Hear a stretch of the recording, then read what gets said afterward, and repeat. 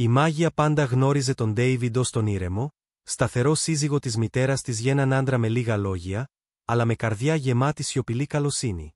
Όταν η μητέρα της ανέλαβε ένα συμβόλαιο εργασίας στο εξωτερικό για έναν χρόνο, η μάγεια περίμενε ότι το σπίτι τους θα ένιωθε άδειο. Όμως δεν έγινε έτσι. Η παρουσία του Ντέιβιντ γέμιζε τους χώρους όχι με θόρυβο, αλλά με ζεστασιά. Στα 22 της, η μάγεια προσπαθούσε ακόμα να βρει τον δρόμο της. Το κολέγιο είχε τελειώσει, αλλά ένιωθε χαμένη. Η μερική απασχόλησή της σε ένα βιβλιοπωλείο μετά βίας κάλυπτε τα έξοδά της, και ο πρόσφατος χωρισμός της την είχε εξαντλήσει συναισθηματικά.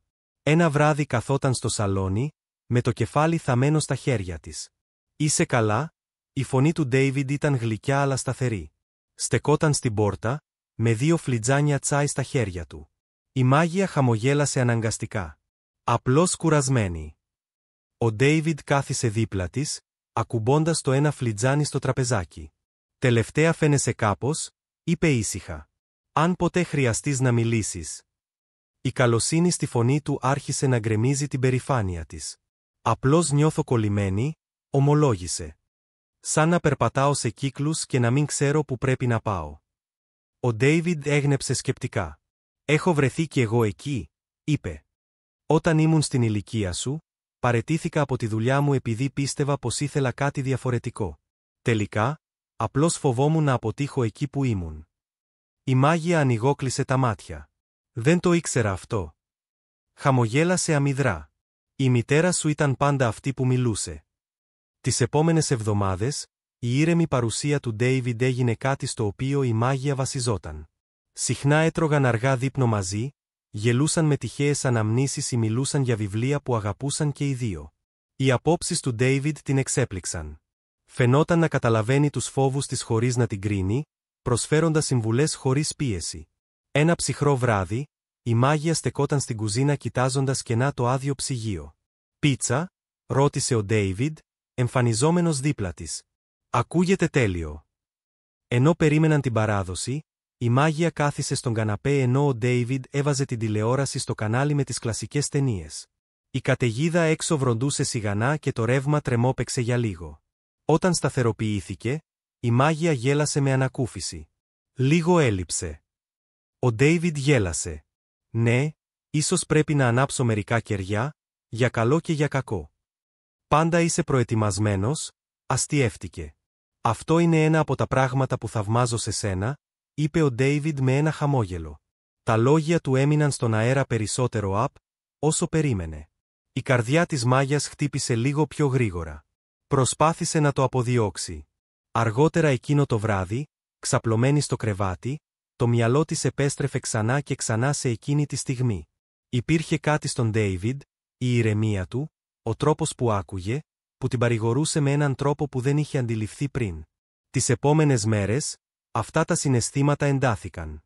Άρχισε να παρατηρεί πράγματα, πως τα μάτια του ζάρωναν όταν χαμογελούσε, τον προσεκτικό τρόπο που θυμόταν τα αγαπημένα της σνακ, πως πάντα έλεγχε αν τα λάστιχα του αυτοκινήτου της ήταν φουσκωμένα πριν φύγει για δουλειά.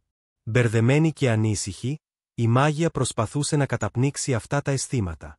Όμως όσο περισσότερο αντιστεκόταν, τόσο πιο πολύ η καρδιά της προσκολούταν σε αυτές τις στιγμές για εκείνες τις σιωπηλές, ανεξήγητες ανταλλαγές που την έκαναν να νιώθει ασφαλής, ορατή και φροντισμένη.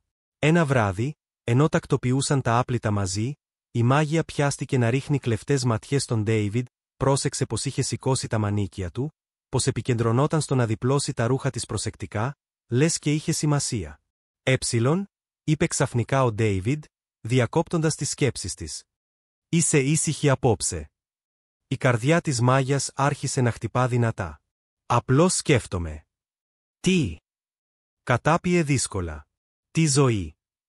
Ο Ντέιβιντ έγνεψε αργά, αντιλαμβανόμενος κάτι βαθύτερο. «Αν χρειαστείς ποτέ να μιλήσεις», είπε ήπια, «είμαι εδώ».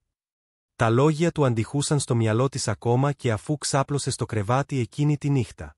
Η μάγεια ήξερε ότι αυτό που ένιωθε δεν ήταν απλό, και δεν ήταν κάτι που μπορούσε εύκολα να αγνοήσει.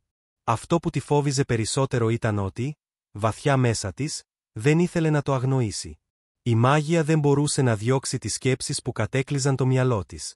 Κάθε φορά που βρισκόταν κοντά στον Ντέιβιντ, τα συναισθήματά της τη σφιχταγκάλιαζαν σαν κόμπος. Ήξερε πως δεν ήταν σωστό.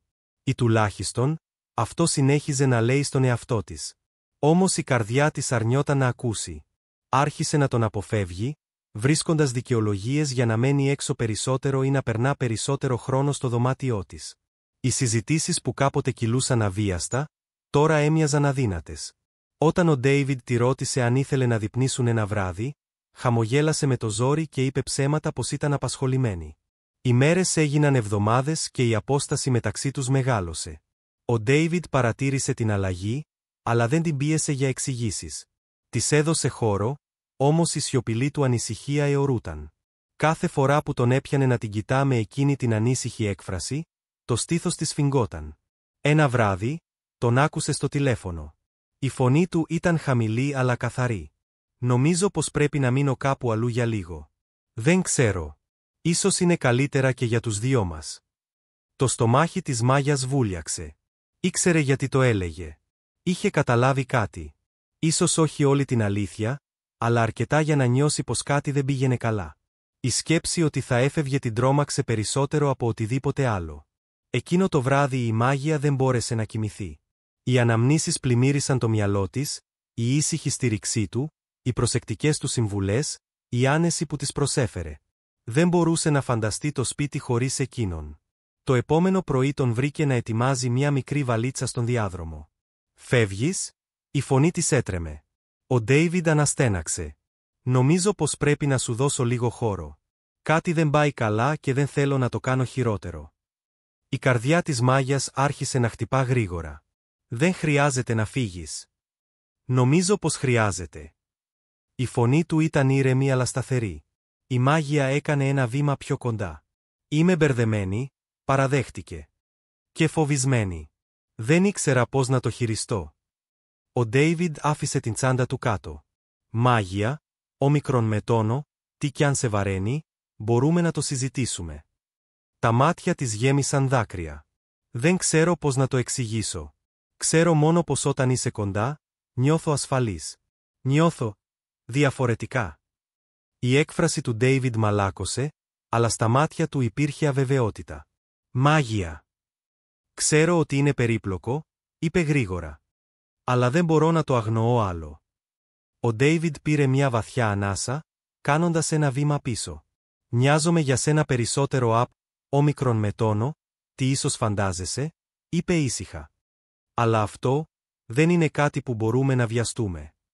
«Δεν σου ζητάω κάτι τώρα», είπε η Μάγια απαλά. «Απλώς ήθελα να ξέρεις πως νιώθω». Το βλέμμα του Ντέιβιντ στάθηκε πάνω της για λίγο ακόμα, πριν φτάσει πάλι για την τσάντα του. «Νομίζω πως λίγος χώρος είναι ακόμη καλή ιδέα», είπε ήσυχα. Η καρδιά της Μάγιας βυθίστηκε. «Θα γυρίσεις?» «Θα γυρίσω», υποσχέθηκε. «Απλώς χρειάζομαι λίγο χρόνο να σκεφτώ».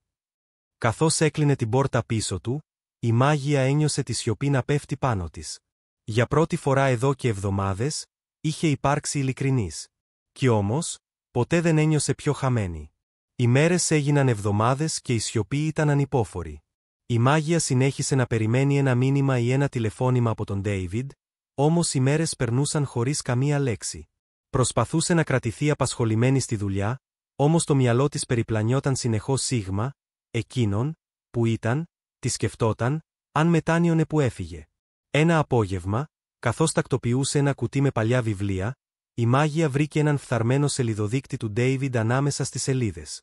Τον κοίταξε για πολλή ώρα, θυμούμενη πως πάντα τον είχε στην τσέπη του.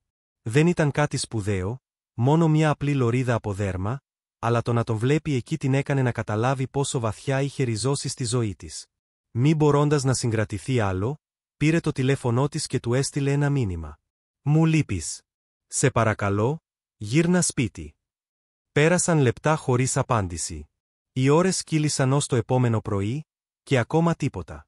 Η Μάγια πίστηκε πως είχε τελειώσει, πως τα είχε καταστρέψει όλα μιλώντας με την καρδιά της. Όμως εκείνο το βράδυ, καθώς ετοιμαζόταν για ένα ακόμα ήσυχο βράδυ μοναξιάς, χτύπησε η πόρτα.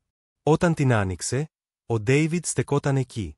Το πρόσωπό του έδειχνε κουρασμένο, αλλά τα μάτια του ήταν τρυφερά. «Δεν ήμουν σίγουρος αν έπρεπε να επιστρέψω», είπε ήσυχα.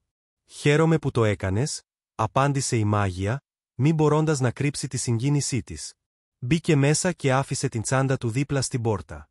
Για πολλή ώρα, κανείς από τους δύο δεν μίλησε. «Χρειαζόμουν χρόνο να σκεφτώ», είπε τελικά ο Ντέιβιντ. «Δεν ήμουν σίγουρος αν αυτό που ένιωθα ήταν σωστό». Η μάγεια κατάπιε δύσκολα. «Και τώρα?» Ο Ντέιβιντ πήρε μια αργή ανάσα. «Δεν έχω όλες τις απαντήσεις», παραδέχτηκε. «Αλλά ξέρω πως και εσύ μου έλειψες. Περισσότερο όσο θα έπρεπε». Η καρδιά της μάγιας σφίχτηκε. «Και τι σημαίνει αυτό?» «Σημαίνει πως δεν μπορώ να προσποιούμε πως δεν είναι αληθινό», είπε ο Ντέιβιντ. «Αλλά ξέρω επίσης πως πρέπει να είμαστε προσεκτικοί». «Δεν ζητάω τίποτα γρήγορα», είπε απαλά η μάγεια. «Απλώς δεν θέλω να σε χάσω». «Δεν θα με χάσεις», της υποσχέθηκε. «Αλλά πρέπει να το πάμε αργά». Η μάγεια έγνεψε κατανοώντας τι εννοούσε. Τα συναισθήματα που μοιράζονταν δεν ήταν απλά και ο δρόμος μπροστά τους δεν θα ήταν εύκολος. Όμως, το ότι τον έβλεπε να στέκεται εκεί, να επιλέγει να επιστρέψει παρά την αβεβαιότητα, της έδινε ελπίδα. Στις εβδομάδες που ακολούθησαν, βρήκαν έναν ήσυχο ρυθμό. Κοινά δείπνα, περίπατοι στο πάρκο, και συζητήσεις που πλέον ένιωθαν πιο ανοιχτές από ποτέ. Η σταθερή παρουσία του Ντέιβιντ παρέμεινε η άγκυρά της, και η μάγεια ένιωθε πιο ασφαλής γνωρίζοντας πως ήταν και πάλι μέρος της ζωής της. Ένα βράδυ, καθώς κάθονταν μαζί στη βεράντα κοιτάζοντας το ηλιοβασίλεμα, ο Ντέιβιντ της έπιασε το χέρι. Τα δάχτυλά του μπλέχτηκαν με τα δικά της, ζεστά και βέβαια. «Δεν ξέρω που θα μας βγάλει αυτό», είπε ήσυχα.